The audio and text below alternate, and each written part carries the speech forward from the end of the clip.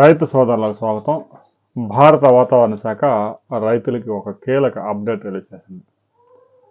బంగాళాఖాతంలో 2వ తేదీ నాటికి ఒక అల్పపీడనం ఏర్పడడానికి అనువైన వాతావరణం క్రియేట్ అయింది. ఇప్పటికే బంగాళాఖాతంలో ఏర్పడిన అల్పపీడనం బలహీనపడి ఒడిశా మీదుగా ఛత్తీస్గఢ్ మహారాష్ట్ర మీదుగా అది బలహీనపడిపోయింది. దాని ప్రభావంతో మహారాష్ట్రలో విపరీతమైన వర్షాలు కురిశాయి. తాజాగా అతి భారీ వర్షాలకి వరదలకి మహారాష్ట్రలో 12 మంది పైగా ప్రాణాలు కోల్పోయారు. మహారాష్ట్ర కర్ణాటకలో కురిసిన అతి భారీ వర్షాలకి గోదావరి కృష్ణానది ఉగ్ర రూపం దాల్చాయి.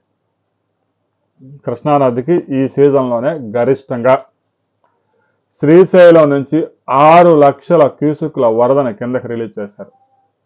నాగార్జున సాగర్లో కూడా కుడి ఎడమ కాలువలకి మాధవరెడ్డి లిఫ్ట్ ఇరిగేషన్కి మొత్తానికి నీటిని రిలీజ్ చేసినా కూడా ఇంకా 6 లక్షల క్యూసెక్కుల పైగా పులిచింతల ప్రాజెక్టుకి వరద నీటిని విడుదల చేశారు. పులిచింతల ప్రాజెక్టు కూడా నిండిపోయింది కాబట్టి ఆ ప్రాజెక్టులో మొత్తం నీటిని ప్రకాశం బ్యారేజీకి ఈ సీజన్లో మొదటిసారిగా 6,80,000 క్యూసెక్కుల వరద వచ్చి చేరింది. 69 గేట్లు లిఫ్ట్ చేసి సముద్రంలోకి నీటిని విడుదల చేస్తున్నారు. ఇక వాతావరణం గురించి మనం తెలుసుకునే ముందు రైతు సోదరులు ఉరుములు పిడుగులతో కూడిన వర్షాలు పడే ప్రమాదం ఉంది కాబట్టి వర్షాలు పడే సమయంలో ఎట్టి పరిస్థితుల్లో చెట్ల కిందకు వెళ్ళవద్దని విపత్తు నిర్వహణ సంస్థ హెచ్చరికలు జారీ చేసింది. ఇప్పటికే 2 తెలుగు రాష్ట్రాల్లో 18 మంది ప్రాణాలు కోల్పోయారు పిడుగులు పడి. ఇక 2వ తేదీ మధ్య బంగాళాఖాతంలో అల్పపీడనం ఏర్పడబోతా ఉంది. స్కైమెట్ ప్రైవేట్ సంస్థ రిపోర్టు కూడా స్పష్టం చేసింది. ఐఎండీ భారత వాతావరణ శాఖ కూడా దీని మీద స్పష్టమైన నివేదిక జారీ చేసింది.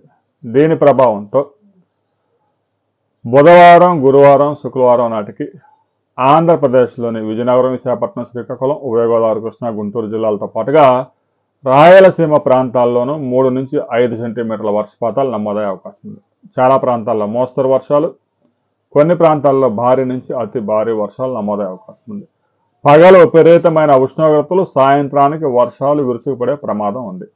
ఇక తెలంగాణలో ప్రస్తుతానికైతే వర్షాలు తగ్గుముఖం పట్టినా రాబోయే 3 రోజుల్లో వర్షాలు మరలా కురిసే అవకాశం స్పష్టంగా కనిపిస్తూ ఉంది. ఇప్పటికే హైదరాబాదు వరద ఇంకా వేడలేదు.